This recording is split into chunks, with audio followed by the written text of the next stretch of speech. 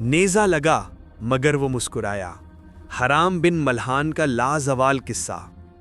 رات کا سناٹا، ریت اڑتی ہوئی اور ایک اکیلا قاصد اللہ کے دین کا پیغام لیے دشمن کے درمیان کھڑا ہے۔ ایک قاصد، ایک صحابی جن کا نام تھا حرام بن ملحان رضی اللہ عنہ۔ رسول اللہ صلی اللہ علیہ وسلم نے انہیں حق کا پیغام لے کر ایک قبیلے کے سردار کے پاس بھیجا۔ حرام تنہا گئے، لیکن دل میں خوف نہیں تھا، صرف اللہ کا بھروسہ۔ وہ سردار کے خیمے میں داخل ہوئے، مسکرا کر کہا، میں اللہ کے رسول صلی اللہ علیہ وسلم کا قاصد ہوں، سچ کا پیغام لایا ہوں۔ لیکن دشمن نے دھوکے سے پیچھے سے ایک نیزہ مار دیا۔ نیزہ اتنا گہرا لگا کہ سینہ پار ہو گیا۔